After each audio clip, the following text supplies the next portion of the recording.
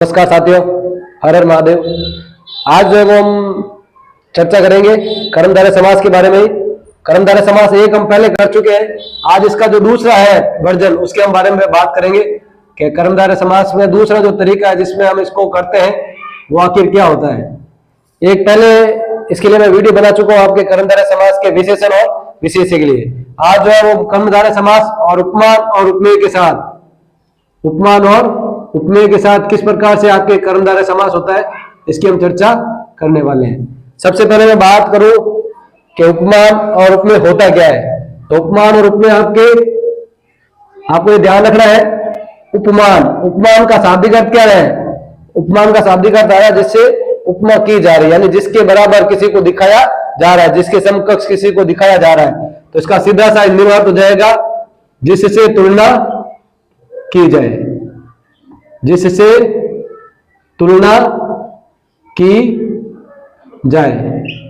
ठीक है, उपमान आपका क्या हो जाएगा? जैसे आप किसी इंडिविजुअल को किसी इंडिविजुअल से, यानी किसी एक व्यक्तित्व को किसी दूसरे व्यक्तित्व से जब तुलनात्मक रूप से उसके बारे में करते हैं, यानी एक की तुलना दूसरे से करते हैं, तब वो उसमें से जो जिससे तुलना की जा रही है वो हो जाएगा आपका उपमान। और दूसरा क्या हो जाएगा आपके इसमें? उपमेय। उपमेय आपके क्या हो जाएगा?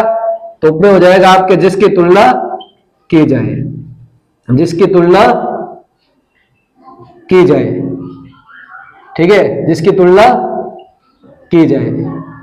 ठीक है, अब ये क्या होता है, किस प्रकार से होता है, थोड़ा इसके बारे में आपको बता दूं पहले। तो उपमान आपके देखो सीधा सा पता चल रहा है जिससे तुलना की जाए। तो आप किसी भी दो व्यक्तित्व को जो सेम, ठीक है, फील्ड के हैं, यानी एक समय एक साथ एक ही क्षेत्र के रहने वाले, जैसे मैं आपको बता दूं, जैसे मैंने आपके लिए दो नाम लिखे हैं जो क्रिकेट से संबंधित है। एक नाम है आपके सचिन तेंदुलकर और एक नाम है आपके वर्तमान समय में विराट कोहली।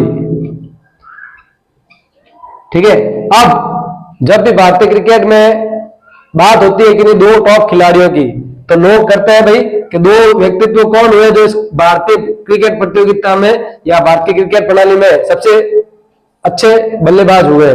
तो आपको कई बार पता होगा लोग जो है वो तुलना करते हैं। कई बार विराट कोहली की तुलना वो किससे करते हैं? सचिन तेंदुलकर से करते हैं। भाई सचिन तेंदुलकर ने अपने क्रिकेट के कैरियर में 100 शतक बनाए हैं, तो विराट कोहली भी जो है वो उनके शतकों के आसपास पहुंच गए हैं। ठीक है, तो वो उनके जो है वो शतकों के रिकॉर्ड को तोड़ देंगे। तो जब विराट कोहली की तुलना सचिन तेंदुलकर से की जा रही है, तो सचिन तेंदुलकर जी जो है वो आपका क्या हो जाएगा? वो आपका यहाँ पे हो जाएगा आपके उपमान। ठीक है मित्रों, और विराट कोहली जिससे की, ठीक है, जिसकी तुलना सचिन से की जा रही है वो आपका क्या हो जाएगा? उपमेय। तो सीधा सा है कि भाई जिससे तुलना की जा रही है, ठीक है, और जिसकी तुलना की जा रही है, ये हो जाएगा उपमान और उपमेय। अब उपमान और उपमेय के साथ आपके कर्मधारय समास कैसे होता है इसके बारे में हम थोड़ी चर्चा कर लेते हैं। तो देखिए, उपमान और उपमेय के साथ कर्मधारय समास आपके किस प्रकार से होगा इसके बारे में हम थोड़ी चर्चा अभी कर लेते हैं। ठीक है, तो एक शब्द है आपको ध्यान रखना है, मोस्टली ये सब पूछा जाता है परीक्षा में। जैसे मैंने सीधे लिखा है घनश्याम, ये इसके उदाहरण है। ठीक है, ये एक उपमान और उपमेय के आपको उदाहरण के स्वरूप में आपको बता रहा हूं। पहला शब्द लिखा है मैंने घनश्याम। अब घनश्याम शब्द का शाब्दिक अर्थ क्या होता है? तो घन होता है आपके बादल और श्याम का अर्थ होता है आपके काला। यानी जब किसी व्यक्ति को देखते हैं तो हम क्या करते हैं, उसका जो है कंपैरिजन किसी चीज से करते हैं, किसी वस्तु से करते हैं। जैसे यहाँ पे एक व्यक्ति की तुलना बादल के समान काला होने से की गई है। तो आपको ध्यान रखना है कि जब भी उपमान और उपमेय आता है ना, तो हिंदी का एक शब्द है के समान। हिंदी का एक शब्द क्या है? के समान। तो के समान पद के लिए संस्कृत एक अपद होता है इव। ठीक है, तो मैं आपको दोनों ही संस्कृत और हिंदी में दोनों के वीडियो लिख देता हूं। जब आप संस्कृत विग्रह करोगे तो जितने पद मैंने आपको बताया था, जब विशेषण विशेष्य का भी बताया था कि विशेषण और विशेष्य समान विभक्ति और समान वचन में होते हैं, इसमें भी आपको यही ध्यान रखना है। इसमें भी जो पद विग्रह होगा वो समान विभक्ति और समान वचन में होगा। तो इसका विग्रह क्या हो जाएगा? तो इसका विग्रह हो जाएगा आपके घन इव श्याम। बस ये इसका विग्रह हो गया, बिल्कुल आसान सा विग्रह है, जिसका अर्थ हो जाएगा बादल जैसा काला। बादल जैसा काला, बिल्कुल छोटा सा इसका विग्रह है, ज्यादा कोई माता बच्ची वाली बात है नहीं। एक शब्द जोड़ दिया एव, जिसका हिंदी मतलब था के समान या जैसा। तो घनश्याम शब्द का शाब्दिक विग्रह क्या हो रहा है? वो हो जाएगा बादल जैसा काला हिंदी में, और संस्कृत में हो जाएगा इसका घन एव श्याम, यानी बादल के समान काला, बादल जैसा काला। दूसरा देखें, एक पद लिखा मैंने चंद्रोज्वल, क्या पद लिख दिया मैंने? चंद्रोज्वल। पहले तो चंद्रोज्वल शब्द जो है वो आपके दो शब्दों से मिलकर बना है, इसमें आपकी संधि हुई है जो मैं आपके लिए इसमें वीडियो बना चुका हूं। पहला पद इसमें चंद्र और दूसरा पद है इसमें उज्जवल। अब इसका शाब्दिक अर्थ क्या रहा है कि एक व्यक्ति है जो चंद्रमा के समान, या आपने किसी चीज को धारण किया हुआ है वो बहुत ज्यादा चमकीली है तो हम उसको क्या कहेंगे? ये चंद्रमा के समान उज्जवल है। तो इसका भी विग्रह जो पहला किया उसके समान ही हो जाएगा। तो क्या विग्रह हो जाएगा इसका? बिल्कुल आसान सा हो जाएगा, चंद्र इव उज्जवल। ये हो जाएगा आपके इसका विग्रह, जिसका हिंदी में क्या विग्रह हो जाएगा? तो ये हो जाएगा चंद्रमा जैसा, चंद्रमा जैसा उज्जवल। उज्जवल या चमकीला आप कह सकते हो कि भाई चंद्रमा जैसा उज्जवल है। ठीक है, एक और देखें, ये मैंने लिखा कज्जल मलिनम, कज्जल मलिनम। कज्जल मलिनम शब्द का शाब्दिक अर्थ क्या हो रहा है? तो इसका शाब्दिक अर्थ हो रहा है काजल जैसा मैला, काजल के समान काला।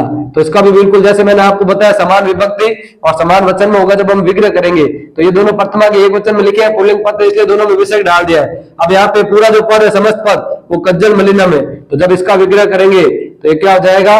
तो कज्जलम, कज्जलम कहते हैं आपको एक काजल को, और दूसरा पद लिख दिया मैंने एव, कज्जलम एव मलिनम, कज्जलम एव मलिनम। ये हो गया आपके इसका समास विग्रह, जिसका अन्य अर्थ हो जाएगा काजल के समान या काजल जैसा मैला या काला, काजल जैसा मैला या काला। ठीक है, ये तो हो गया जिसमें आपके उपमान पहले और उपमेय बाद में। कई बार ये होता है कि उपमेय पहले और उपमान बाद में दे दिया जाता है, तो उसका भी उदाहरण आपको बता देता हूं। देखें, एक शब्द लिखा मैंने पुरुष व्याघ्र। अब जब ये शब्द लिखा मैंने तो आपको ये बता देता हूं पुरुष व्याघ्र, तो यहाँ पे पुरुष की तुलना किससे की गई है? व्याघ्र यानी बाघ से, यानी पुरुष किसके समान है? बाघ के समान। तो ये जो पद लिखा है मैंने इसमें क्या है? उपमान बाद में और उपमेय पहले है, तो उपमान बाद में और उपमेय पहले है, तब भी इसका विग्रह कुछ इसी के समान हो जाएगा। बस ये इव क्या लिखेंगे हम बाद में लिख देंगे, तो इसका विग्रह क्या जाएगा? बिल्कुल आसान सा इसका विग्रह होने वाला है, वो जाएगा पुरुष व्याघ्र इव, यानी पुरुष है शेर जैसा या बाघ जैसा। ठीक है, पुरुष है बाघ जैसा।